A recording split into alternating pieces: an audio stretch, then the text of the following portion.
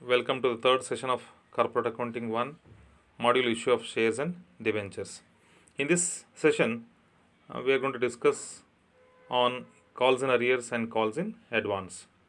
In the previous session, we have studied issue of shares and allotment of shares, but the main objective of this particular session is to understand the concepts of calls in arrears, and also calls in advance. To start with the first concept, that is calls in arrears, as we have already studied in the previous session, calls are nothing but the requests or the calls made by company to the shareholders to whom shares are allotted in order to make the payment. Say for example, company is issued shares of rupees 10 each. In such case, company can collect this money in 3 or 4 stages. Say for example, first stage is application stage. In such case, company expects 2 rupees at the time of application. Assume that company is expecting 3 rupees money from the shareholders at the time of allotment, 2 rupees at the time of first call, and remaining 3 rupees at the time of final call.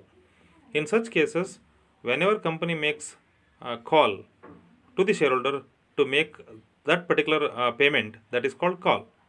In case if shareholders fail to make such payment even after company has called them to make payment, that is called calls in arrears.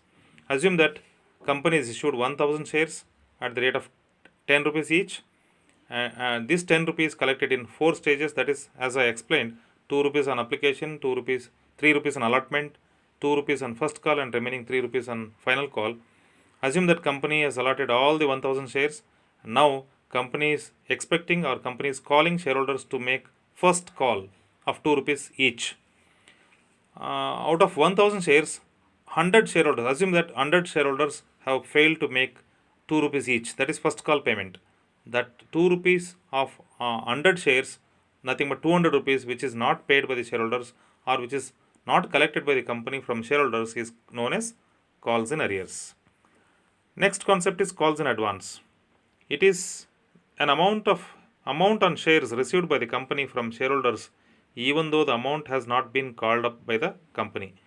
Even if company has not called up the shareholders to make that payment, but even then shareholders make this payment in advance, that is called calls in advance. To move with the same example which I gave earlier, 1000 shares of rupees 10 each, that 10 rupee collected in 4 stages, that is application stage, allotment stage, first call stage, and final call stage. Assume that company is now making first call of 2 rupees each, but when shareholders are expected to make first call payment, among 1000 shareholders, some shareholders might have paid even second call also, even if the company has not called them to make such payment. That payment which is made by those shareholders in advance is called as calls in advance. This is the brief introduction about calls in arrears and calls in advance. Thank you.